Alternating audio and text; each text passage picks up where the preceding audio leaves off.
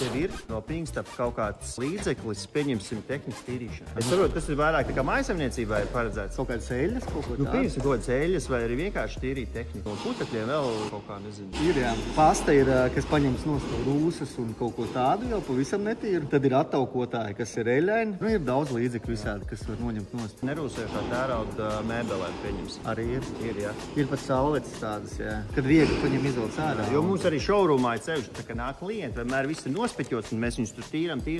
Mums vajag kaut kādu foršu līdzekļu. Kādreiz uz veikalu mums jāizbrauc ar Gunvītu. Tur, zin kā, meitenes tur ir mazliet zinošākas. Es zinu, ka mums kaut kas tāds ir. Es zinu, ka ir daudz līdzekļi, kas tam palīdz un kad cilvēki tur liek visādi posto, nu tur rāda, ka labi darbojas. Bet kurš tagad tieši, kur viņš stāv, kā būs pagrūti. Es jau sāku mazāk orientēties. Jā, man jau gan vairāk liekas, kas mums piestāvētu. Teiksim, nu jūs tāds uzņēmums, reku stilīgs, jā. Tas nozīmē, ka darbojaties mārketingā. Protams, sev parādīt. Nu, ar odziņu, teiksim, vai ne? Un tad mums ir daudz visādi dzērieni, ko mēs piegādājam arī birojiem. Un, kad tev ienāk viesis birojā, nu kā tu viņu pārsteigs? Nu, ne jau ar kolu. Nu, tur parasto, vai ne? Nu, tagad mēs ar perlāžu. Jā, perlāžu arī ir, jā, teiksim, bet ir mums tādi ir amerikāņu dzērieni, kad tu uzliec un tad tev uzreiz tu tā kā provocē, vieglāk iesākt sarunu. Nu, es esmu tā pamanījis. Nu, kad cilvēks ienāk iekšā, viņš tā pagaid, šis neesmu redzējis nekur, ja? Nu, zin kā uzreiz. Un tad tā saruniņa vienmēr atraisās, tāpēc mums ļoti palīdz šādi.